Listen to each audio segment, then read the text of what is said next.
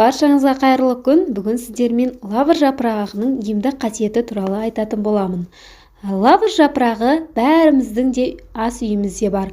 Оны көбіне қуырылған және бұқтырылған ет, сорпа секілді тағамдарға қосамыз.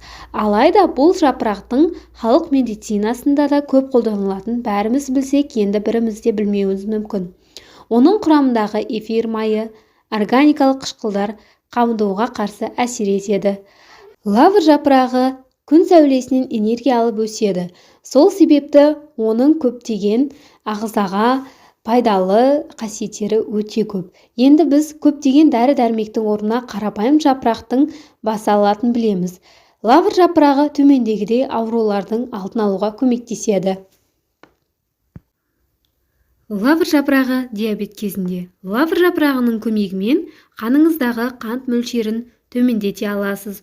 Ол үшін термосқа 10 жапырақ салып, 3 стақан қайнаған су құйыңыз. Тұнба 3 сағаттан кейін дайын болады.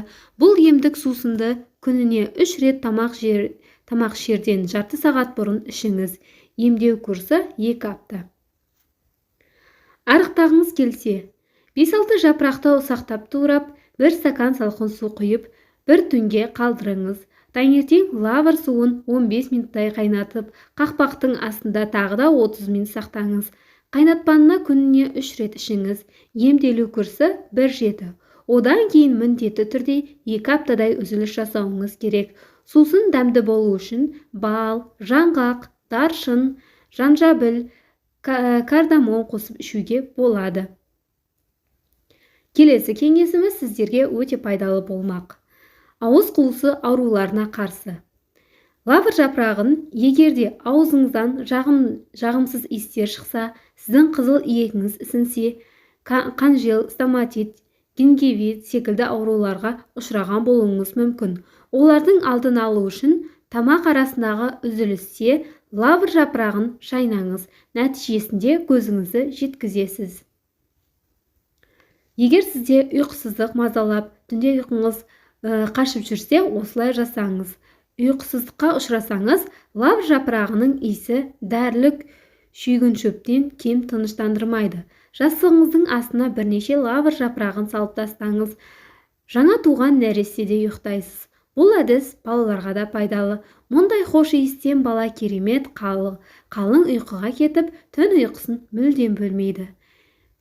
Мен осылай жасап көргенмін. Жастығымның астына 3-4 лавр жапырағын қойып ұйықтағанмын және де нәтижесінде ұйқым тыныш болып, керемет ұйықтағанмын. Лавр жапырағының иісі, хош иісі бар болғандықтан түнде жақсы түстер көруге көмектеседі.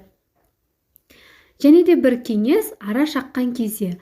Ара шағып алған кездегі сезім бәрімізге де таныс шығар.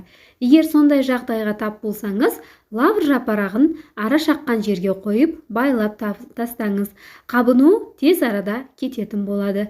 Егер шығарып жатқан видеолар сіздерге пайдалы болса, достарыңызбен бөлісе отырыңыздар. Және де төменге лавр жапырағының қандай пайдалы қасиеттерін білесіздер, төменге пікірге жаза кетіңіздер. Сіздердің үлкен қолдауларыңыз біз үшін үлкен көмек болады. Сол үшін де әрдайым мені қолдап, маған пікір жазғандарыңызға үлкен рахмет. Келесі кеңесіміз үйіңіздегі ауаны хош иістендіреді. Лавр жапырағының тамаққа қосқанда өзінің бір керемет иісі бар, сол себепті де хош иістендіреді.